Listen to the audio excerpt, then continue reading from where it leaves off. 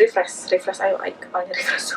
Halo semuanya, kembali lagi di channel aku, Mas Ayu. Ya, di video kali ini aku masih bikin video tentang peribuan atau motherhood, masih tentang seputar Cloudy atau cloth diaper. Oke, aku udah bikin video tentang cloth diaper di YouTube aku, nanti akan aku taruh linknya di sini ya, bisa diklik aja kalau yang pengen nonton. Itu videonya tentang pengalaman aku pakai Cloudy untuk pertama kali atau newborn anak aku yang namanya Gavin. Dan di video kali ini aku akan sharing mengenai hal-hal apa aja yang harus kamu ketahui sebelum kamu beralih menggunakan Cloudy. Ya, sekitar 19 poin kayak gitu. So ya, tanpa panjang-panjang lagi, karena ini banyak ya, menurut aku 19 poin, jadi langsung aja kita mulai. Poin pertama adalah harus menyediakan waktu dan tenaga untuk mencuci Cloudy setiap hari. Sebenarnya 2 hari sekali juga bisa sih, tapi airnya itu harus diganti. Jadi sebelum kita mencuci Cloudy-nya itu harus dibersihkan dulu ya, bagian insert dan bagian covernya. Habis itu kita rendam di dalam air yang ada deterjennya, deterjen bayi ya. Sebenarnya ada deterjen khusus Cloudy, tapi aku nggak pakai deterjen khusus Cloudy. Menurut aku deterjen khusus bayi udah cukup, nggak apa-apa. Dan menurut aku kayaknya untuk para working mom atau ibu-ibu yang pada bekerja di luar sana nggak punya banyak waktu untuk mencuci Cloudy tiap hari, kecuali memang strong banget gitu, kuat mau banget nyuci Cloudy setiap hari, atau punya bibi yang bisa nyuciin Cloudy setiap hari, itu ya boleh lah ya. Jadi harus diingat ya, mencuci Cloudy itu harus setiap hari. Terus poin kedua adalah kalau pertama kali pengen beli Cloudy, rasanya memang agak mahal banget ya, karena memang ada yang sampai harganya 100 ribuan, itu yang brand Ecoboom ya, Ecoboom gitu. Tapi ada juga yang nggak terlalu mahal, yang kayak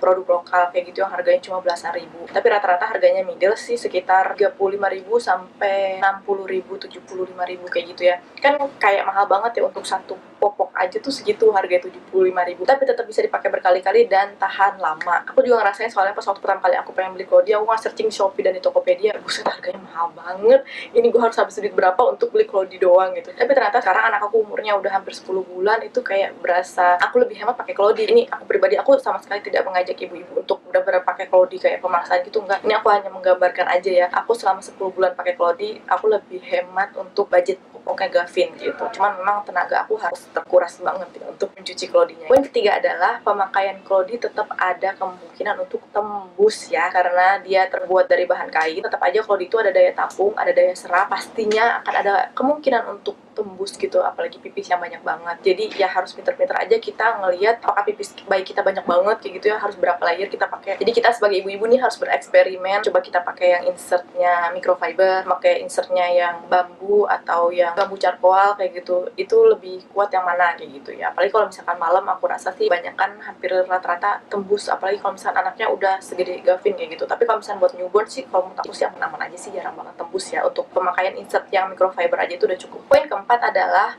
untuk pantat bayi yang iritasi banget, itu juga tetap ada kemungkinan untuk tetap iritasi saat memakai Cloudy. Karena Cloudy itu kan bahannya dari kain ya, jadi nggak semua pantat bayi itu cocok gitu dengan pemakaian Cloudy. Ya sekali lagi dicoba dulu aja gitu untuk bayinya, apakah cocok apakah enggak untuk pemakaian Cloudy. Harus dinotis ya, jangan langsung banyak-banyak beli seperti aku bilang di video sebelumnya, oke? Untuk poin kelima adalah masih seputar iritasi, ini di bagian selangkangan bayi. Kalau tadi kan di bagian pantat, ini di bagian selangkangan. Selangkangan bayi juga menurut aku itu agak krusial ya, menurut aku ya. Kalau misalnya karet Cloudy agak terlalu ketat, bisa iritasi juga kalau menurut aku. Jadi kalau menurut aku memang yang untuk bayinya cepat banget iritasi, pakein diaper ras atau baby cream kayak gitu ya. Sebenarnya Gavin itu juga iritasi banget, pantatnya waktu itu bener-bener parah banget iritasinya. Jadi aku nggak ngeh ya pakai Cloudy itu apakah tambah parah atau enggak, karena memang pantatnya itu iritasi. Tapi karena aku terus-terusan aku pakai selama seminggu 2 minggu, lama-lama iritasinya hilang gitu ya. Jadi ya udah aku pakai Cloudy aja. Tapi bisa jadi ada kemungkinan pakai Cloudy pantatnya Gavin tetap iritasi, tapi lama-lama kayak menyesuaikan gitu loh sama Cloudy-nya kayak gitu. Poin yang keenam adalah penyimpanan Cloudy. Penyimpanan Cloudy itu butuh tempat yang banyak banget ya. Bisa dilihat ini Cloudy-nya setebal apa kalau udah dengan insert, dan bisa dibandingkan dengan popok yang sekali pakai.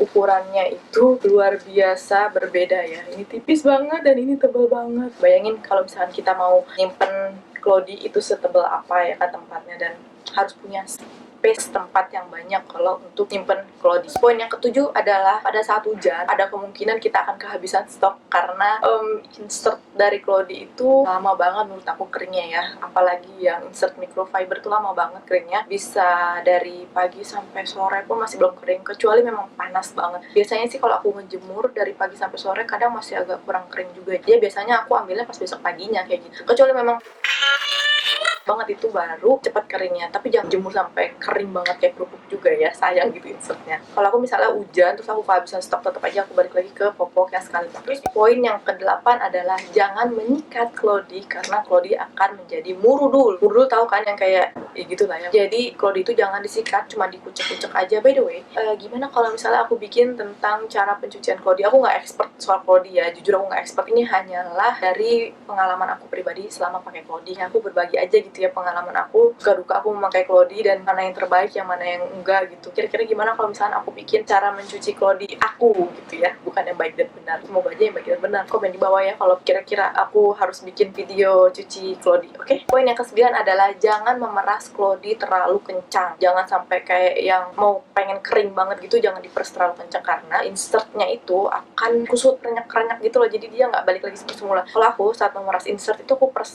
sedikit aja.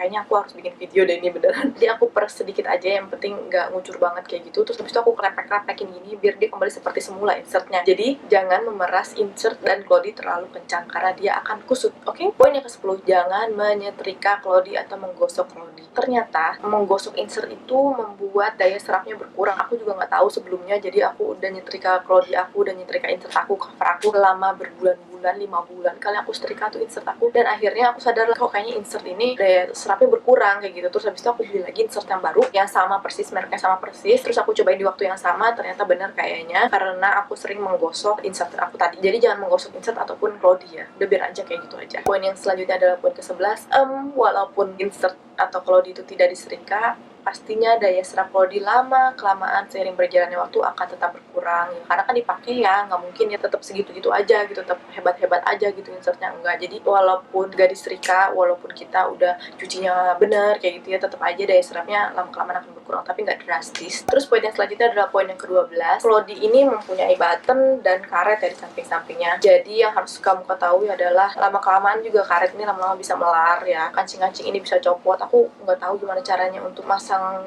kancing lagi kalau misalkan copot. Kalau yang tahu ya alhamdulillah ya bisa dipasang lagi kayak gitu. Tapi selama ini so far sih aku nggak pernah copot kancingnya dan juga nggak melar nih karetnya sampai sekarang. Berbagai macam merek yang aku punya semuanya nggak ada yang copot sama nggak ada yang melar gitu ya. Alhamdulillah, tergantung sih kayaknya ya. Jadi awet-awet lah memakai klodi. Oke? Selanjutnya poin yang ke-13 adalah saat pemakaian klodi kita nggak tahu klodi ini udah full atau enggak. Jadi kita harus sering-sering ngecek ya, karena nggak kelihatan dia bengkak atau gembung atau kayak gimana, nggak kelihatan sama sekali. Kalau aku sih aku pegang bagian belakang sini nih, insertnya yang aku pegang ya, karena covernya ini bagian dalam kurang kerasa gitu dia basah atau enggak. Kalau aku megang bagian belakang karena pipis kan di depan ya, jadi dia akan meresap ke belakangnya itu lama setelah bagian depan itu full gitu. Jadi aku berasumsi kalau misalkan bagian belakangnya udah basah berarti dia udah full kayak gitu. Kemudian poin yang selanjutnya, poin ke-14 adalah saat kita pengen pakein klodi di malam hari untuk tidur, itu aku saranin kasurnya pakein dulu perlak, karena aku tuh nggak belajar dari kesalahannya, jadi aku sotoy banget gitu. Padahal aku punya perlak bayi, cuman aku kayak males aja gitu loh. Nah, tapi jangan ya, ini aku saranin taruhin perlak di kasurnya karena kita belum tahu ya kapasitas pipis bayi pada malam hari dan kapasitas penampungan dari klodi itu sendiri segimana. Karena aku pribadi sering banget ngalamin, hampir setiap kali aku pakai klodi untuk tidur malam hari itu selalu bocor karena kan tidur nggak cuma 6 jam, bisa sampai 10 jam, 11 jam kalau anak kecil atau bayi gitu. Yang aku saranin adalah malam-malam itu kalau misalkan lagi pakai klodi, diganti sekali aja malam-malam gitu ya. Kita bangun untuk ganti klodinya biar nggak tembus sampai pagi kayak gitu. Poin yang selanjutnya, poin ke-15 adalah untuk yang mau bepergian memakai klodi, sediakan tas khusus untuk klodi yang kotor. Karena susah ya klodi yang kotor itu dibawanya. Aku sih pernah nemu ya di online shop tas klodi kotor kayak gitu. Jadi dia anti air tasnya dan dia nggak ngeluarin bau. Coba bisa cari aja di Shopee atau di Tokopedia tas klodi kali ya kayak gitu. Kalau aku keluar-keluar, kalau aku lagi bepergian aku nggak pernah pakai klodi karena ribet banget deh. Kayaknya kalau misalkan pakai klodi untuk keluar. Tapi ya up to you para ibu-ibu yang pengen keluar pakai klodi juga, nggak apa-apa sih kalau aku. Jangan lupa untuk sediain tas khusus untuk klodi kotor saat berpergian. Poin ke-16 masih tentang berpergian. Kita harus punya diaper bag atau ransel, tas ransel yang besar banget untuk membawa klodi yang tebal ini. Karena ya sekali lagi ini sangat tebal ya, apalagi kalau misalnya insertnya 2 layer kayak gini, itu tebal banget. Gak cukup kalau misalkan diaper bagnya itu yang kecil, yang imut-imut kecil gitu nggak akan cukup buat ini. Atau sediain lagi tas khusus untuk Clody, itu kayak misalnya tote bag atau apa untuk khusus Clody sendiri. Poin ke-17, aku baru tahu ini pas waktu umur Gavin udah 9 bulan. Jadi aku ngerasa kok pipis Gavin kok pesing banget gitu, kenapa ya? Apa makannya yang salah atau minumnya yang salah? Jadi aku searching tuh di Google. Ternyata pas waktu Gavin aku pakein popoknya sekali buang, itu pipisnya nggak bau dong, nggak kecium keluar. Pas waktu aku pakein Clody, itu baunya semerbak kemana-mana. Clody ini kan berbahan kain ya, jadi dia akan lebih mengeluarkan bau nggak sedap kayak gitu loh. Dan itu bukan kesalahan pipisnya Gavin ternyata itu adalah bagian dari pemakaian Clody. Tapi baunya nggak sampai bau banget kayak seruangan, enggak sih. Tapi kalau misalnya Clody-nya udah penuh, kita gendong gitu kayak berasa gitu loh, bau pesing gitu. Kalau misalkan terpakai Clody akan ngerasain ya. Dan poin yang ke-18 ini juga menarik juga. Pada saat memakai Clody, pantat bayi akan kelihatan kayak kembung gede besar gitu loh, kayak bahenol gitu. Apalagi kalau pakai 2 lapis insertnya. Jadi lucu aja gitu, pakai Clody lebih gede pantatnya. Kalau buat tidur atau buat ya celana-celana pendek bayi yang sehari-hari, jadi celana tempat yang ada tempat untuk pampersnya, celana pampers namanya ya. Jadi usahakan beli yang ada tempat pampersnya, karena ini gede banget deh kalau misalnya kita pakein celana lagi gitu di luarnya. Kalau aku sih kalau udah pakai ini aku nggak pakai celana lagi di luar, ya udah gitu dia pakai ini aja. Kecuali memang celananya ada tempat pampersnya. Ini dia celana yang ada tempat pampersnya kayak gini nih. Jadi ada jahitan di antara tengah-tengah pantatnya. Nih, ini depannya, ini belakangnya tuh. Di tengah-tengahnya ada jahitannya kan. Dan kalau yang ini dia yang nggak ada tuh, jadi dia biasa, jahitan biasa di depannya yang ada tempat pampers dan yang nggak ada tempat pampers. Jadi kalau menurut aku mendingan beli yang ada tempat pampersnya kayak gini. Tapi sebenarnya bukannya nggak muat sih untuk di celana yang nggak ada tempat pampersnya, cuman kayak kelihatan gede banget, gebung gitu loh. Tapi nggak apa-apa juga sih, ya udahlah ya gitu, suka-suka aja.